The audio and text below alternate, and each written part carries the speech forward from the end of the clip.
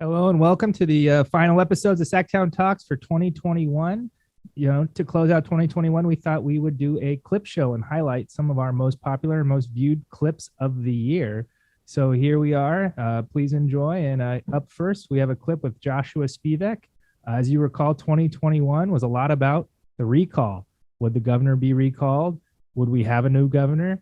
And, is the recall process broken and outdated? So here we are in our first clip. We have Joshua Spivak talking about recalls, the history of recalls, and, whether he thinks the recall process needs to be tweaked or not. Something that has been a lot in the news, and you're seeing op-eds written, about California needing to change its recall provisions. Kind of what are your thoughts on that? And kind of what changes do you think need to be made, if any? And I'm not sure that it really needs so much change. Part of the reason this one got on, in fact, the only reason really, is that they were given an extra 120 days due to COVID. So if they didn't have those extra 120 days, this recall doesn't get to the ballot. So we've had 2 recalls of governors in all this time. We've had 9 state legislative recalls in 111 years, 110 years. I'm not sure that so much needs to be changed. The changes, though, I could see they're worried, one, that it's too easy. So you could just increase the signature total. It's very easy to do that. I mean, well, it's not so easy to do it, but that's simple enough. Take it from 12% to 20%, or take it to 10% of registered voters. You could also, they're worried about the unfairness of a plurality, that somebody could lose with 49.9% of the vote, as Newsom could, and with 46 people on the ballot, the replacement could get less than 3% and take over the position. One way to solve that maybe is what we've done elsewhere in California, instant runoff. I mean, that's not so simple, but that's certainly one way. Another way is allow the candidate to run to replace himself, which feels a little weird. And it actually has happened in Massachusetts in 2018. A mayor lost the recall, and there was a 5-candidate run replacement race. He won. He replaced himself. So that can happen. Gray Davis suggested a new election, like in Wisconsin. That seems reasonable also. None of these are particularly crazy or unreasonable ideas. Yeah. Another interesting piece of 2021 was talking to members about kind of how they were able to help their community through, the record budget surplus, and also kind of helping people who are in need due to, COVID-19 and the shutdown. So here in this clip, we have Assemblyman Carlos Villapueta kind of talking to us about, funds he was able to secure to help his community. And we couldn't do any walking. We couldn't do any knocking. We couldn't do any of that, right, because we're right in the middle of the pandemic. So we were just trying to figure out what can we do different. And there's a lot of news that a lot of folks out there didn't know about where to go. Mm-hmm. If you needed, assistance, unemployment, housing assistance, PG&E assistance, we were going live, on social media. What I was doing every week, I was going out to listen to this Tracy City Council meetings. Mm-hmm. I was listening to the County Board of Supervisors meetings, and literally had a whiteboard, and I was writing down everything, what they were messaging out to their community. Another interesting piece of 2021 that you guys might recall was, we had our Attorney General, Javier Becerra, announced that he was leaving for DC, leaving a vacancy. And with that, the governor appointed Rob Bonta. So as part of that, we have a contested AG's race coming up here in 2022. And as part of that, Anne Marie Schubert kind of came on and announced her candidacy, and also kind of talked about the need of using science and forensics in helping to solve crimes. And as you guys might know, that she was quite famous for finding the Golden State Killer and using science and forensics to help solve that case. Oh, I think like I said before, it's both civil and criminal. I think that there's much needed public policy advocacy in the Attorney General's office for criminal justice, legislation, policy, the setting of those types of things. People have to remember that Cal DOJ, the Attorney General's office, is also the statewide leader of the crime labs across California. I think there's at least a dozen of them. I've worked within them. I've known them. I look forward to the day when it's a great crime lab that we even advance it even farther into some of the types of things that we've done here locally in Sacramento, like we did on the Golden State Killer, like we did on the Ricky Davis, which was an exoneration of an individual that was convicted out of El Dorado County. I look forward to that. I look forward to becoming the statewide leader on more of this EDD kind of stuff, because we haven't seen that in the AG's office, even though it's a massive statewide issue. And then obviously on the civil side, I look forward to making sure that we're holding, companies accountable for bad behavior. People that harm the environment are held accountable for polluting our waterways and those types of things. But there's much work to be done. But I definitely feel very comfortable in filling that role. Obviously the capture of the Golden and prosecution of the Golden State Killer is one of your major achievements in the last few years. And kind of what you just attributed to that was, a successful DNA lab, kind of, the state labs, help other counties who don't have Absolutely. those great resources. Kind of what kind of the technical things that you've learned in the Sacramento labs do you think that you can bring to help kind of the state of California update its procedures? Because it's not only, DNA, it's right.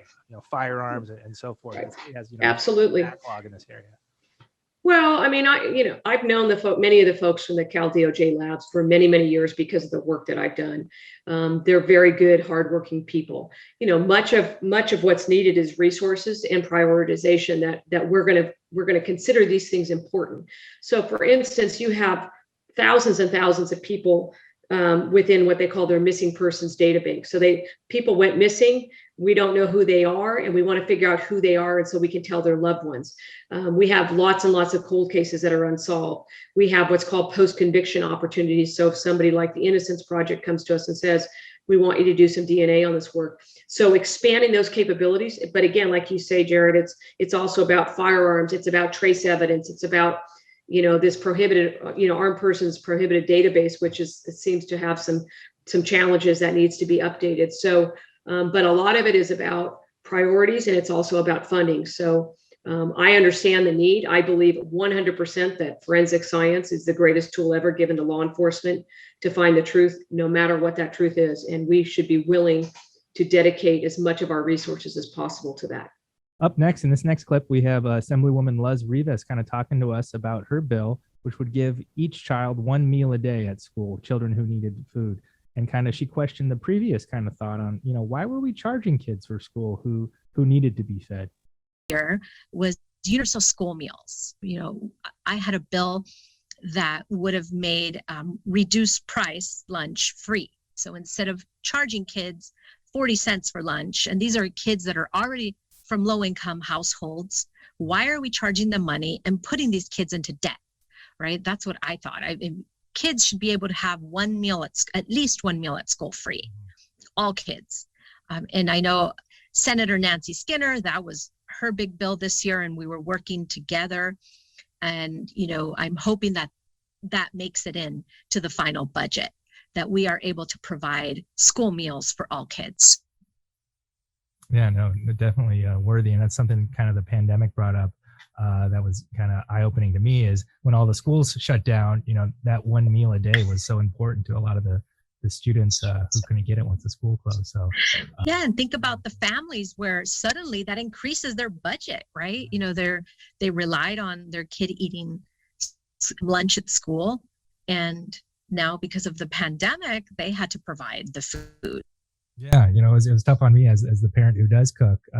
Going from 1 or 2 meals a day to 3 was definitely. Oh yeah, parents. I commend all the parents that were home with their kids during the pandemic. I'm sure it was very difficult.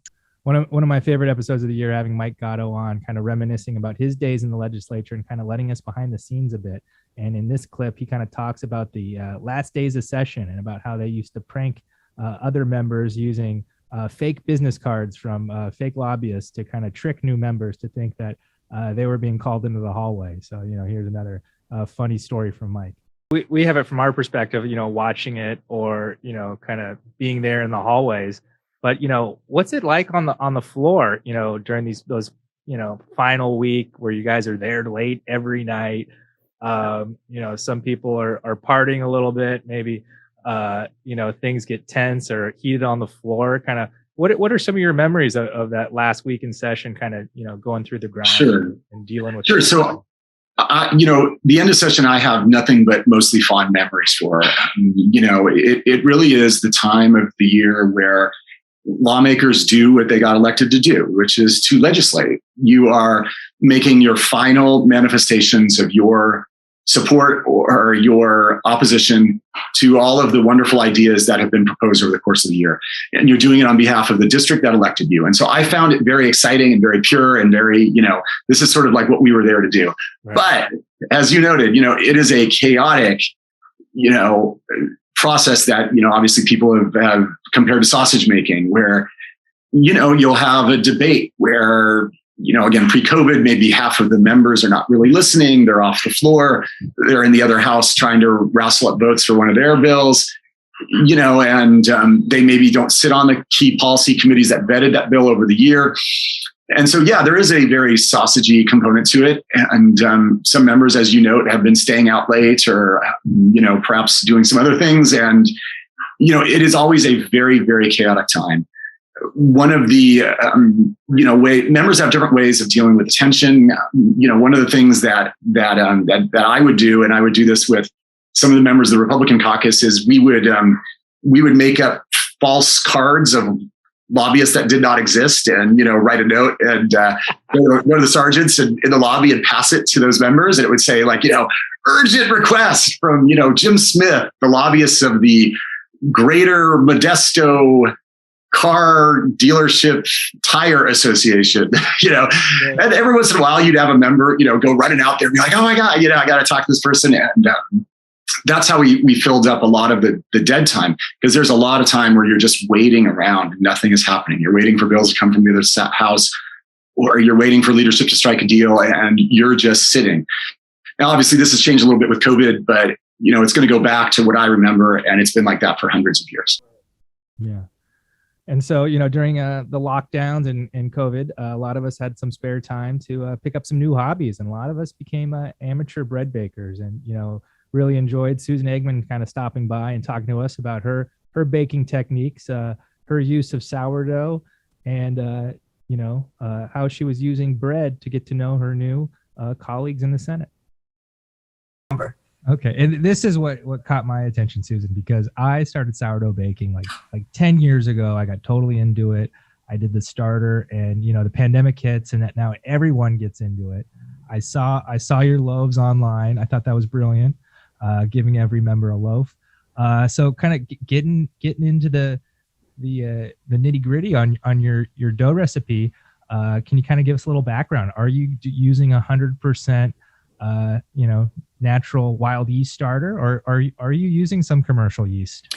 I made my own. This is Stockton Victory Park homegrown yeast. It is pure Stockton grown right here. So there is nothing commercial about it. I don't grind my own wheat, so I do use commercial flour. But no, the yeast is all mine, and that I started, I guess, last March or April, and I'm still baking. I've got 11 going. I've got some. You got 11 starters going right now. I've got 11 starter going right now. I can show you if you want. I have a batch proofing, not in its final rolls yet, but I'm going to do that next. And yeah. And so what. For listeners at home, you can make your own sourdough starter. You just get some flour and some water, and you just keep adding flour and water every day until it starts bubbling. And, I've had the privilege of living in different areas of Sacramento, and the bread will taste different depending on where you live. So Susan, can you give us a little info on your yeast and kind of, what kind of sourdough is it bringing out? Is it more like, is it as like San Francisco? Is it have that nice sourness to it, or is it a little more mellow? What's the Stockton wild yeast like? Well, as you know, it depends on how long I ferment it, how sour it is. Right. So this batch I have in right now, April is busy with committee time, so I kind of forgot I had a batch proofing. So I think this one's gonna be pretty sour.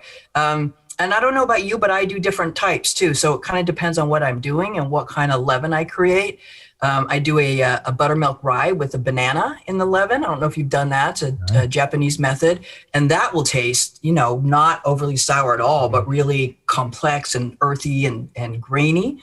Versus if I do just a standard Stockton sourdough, then it's nice and sour. So I guess it's kind of whatever, right? Whatever you put into it, and probably like you, whatever your intention is, right? Whoever I'm making it for, I kind of think about that person, and so I'll do like a honey in the rye, right? I know the Roostaller, so I use the Roostaller ale with some of the Eggman family honey and do a nice rye. And so there's all kinds of different ways to do it. But I would say I would stand up my Stockton sourdough to San Francisco any day. Well, we'll have to taste Or it. Sacramento. So where's the best place in Sacramento for your best loaf? It was interesting because I thought, I've lived in different areas, and up in the foothills, it's not as sour, but it's still sour. But then I moved down by the river here, and I thought you'd really pick up some interesting yeast that would give it a more sour flavor, and it was the most flavorless. Really? So actually, interesting enough, I used to live in the Elk Grove area, and that's kind of where I noticed you would get the best yeast production down in Elk Grove. Yeah. I think it's closer to the Delta, right? Yeah. And then my wife is from Texas. So one time we went and visited her family, and we were there for a week. So I just made a starter, and it was the most flavorless. It rose beautifully, it bubbled beautifully, but had absolutely no flavor. So it was very interesting kind of where you are and how different your bread will taste. So. Yeah. So you don't take your culture when you go? Like when I go up to the mountains or something, I'll take some of my culture and then make my own bread up there. But I've never tried to start it someplace else. Yeah, no, I've traveled locally with it, but never. We were flying, so yeah, I didn't know if TSA. How many ounces could I get?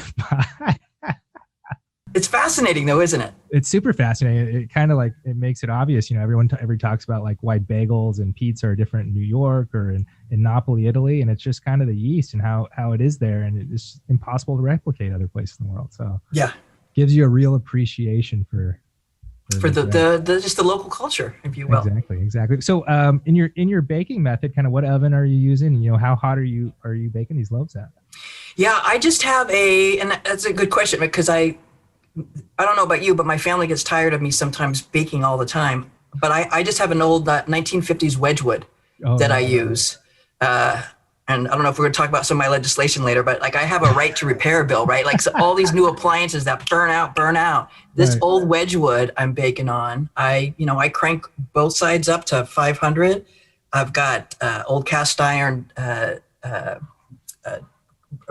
things in there. And that's what I cook in. I have done it on my barbecue.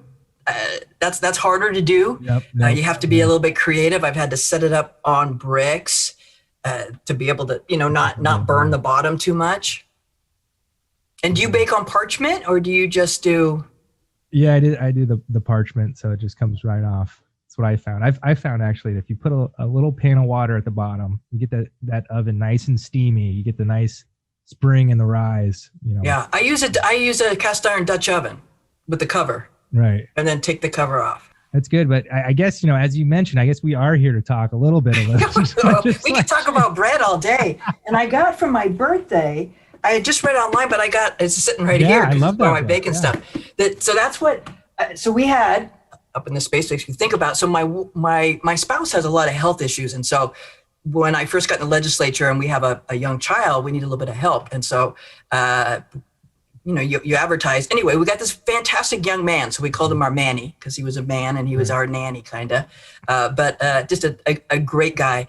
And he then went on to, he's in Alaska now. And so, we still talk and correspond. And I was telling him about my sourdough, and I kept saying, my paper keeps sticking to the bottom of my loaf and I wasn't consistent. And I was just looking online and doing stuff. So he's the one who said, I use the tartine method. So I looked it up and then just got it on Hoopla in the library. And I have found that to be kind of my go-to. And then I do a lot with Sarah Owens as well. I don't know if you've done any of her stuff. Really the one I really like was Peter Reinhardt. He's got a good home baking one that I've followed. Yeah. But so the Manny lived up here, and he turned me onto the tartine. But we're trying to evaluate maybe baking upstairs here to, again, the more you bake, the more the family would like you to do it somewhere else. Has there been any weight gain associated? I went into work today. I looked down. I'm like, oh, hell, I got sourdough on the front of my pants. Because, you got to run up in the morning to make sure you feed your culture so it's ready to go. Days and days to get ready. So great hobby to pick up. And I'm sure your other members are thrilled. And members, neighbors, family. Who doesn't like a fresh loaf of steaming hot bread? If they don't, I don't want to know. They've told me everything they need to tell me about themselves if they don't want it.